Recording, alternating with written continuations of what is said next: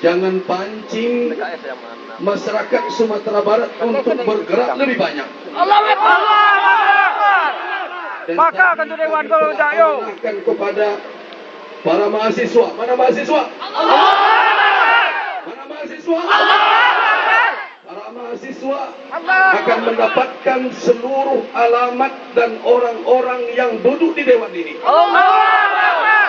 Apabila mereka masih mengkhianati juga, maka mahasiswa akan mengawal untuk mereka sampai menandatangani ini dan mencabut hukuman. Sekarang kita telah menyampaikan. Allah jadi saksi atas semua yang disampaikan oleh anggota dewan. Dan kami Majelis Ulama telah menyampaikan dengan bahasa yang tidak biasa saya pakai di Majelis Ulama. Bahasa yang selama ini sering didengar kesejukan. Tapi hari ini saya harus mengatakan bahwa ulama tidak boleh hanya berada di mimbar. Tidak boleh hanya berada di belakang meja. Ulama akan berada di tengah umat dan akan menjadi panglima setiap gerakan. Karena itu kita tidak akan biarkan pengkhianatan ini berulang-ulang. Kita mengucapkan terima kasih kepada bapak-bapak yang telah bersedia. Jazakumullah khairal jazak. Amanah ada di pundak kita bersama. Ada di pundak bapak-bapak.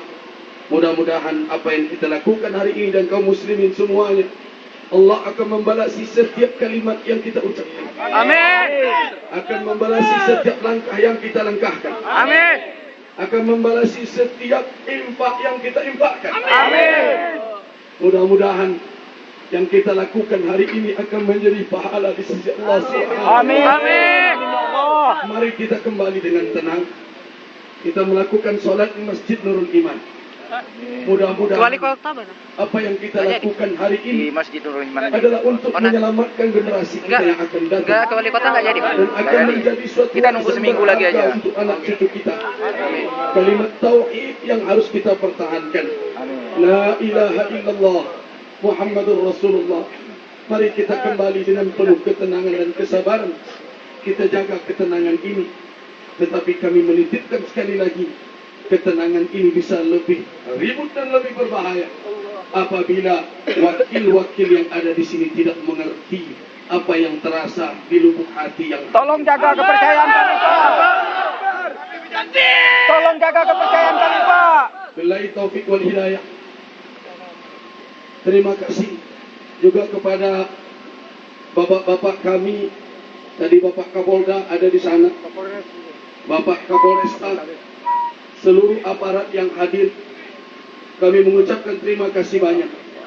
Tidak kecil peran dari bapak-bapak semua. Dan kami sangat bangga sekali melihat ibu-ibu kami dari Polwan sudah memakai pakaian. Semoga ini merupakan bahagian dari kegembiraan kami dan obat hati kami hari ini. Kami melihat ibu-ibu kami memakai jilbab. Walaupun belum semua tuntutan kami terkabulkan, tapi kami terhobat dengan jilbab-jilbab yang wanita-wanita dari Polwan pakai. Mari kita pulang sambil bertakbir dan mengucapkan kalimat zikir. Kita akhiri dengan billahi taufik wal hidayah. Wassalamualaikum warahmatullahi wabarakatuh.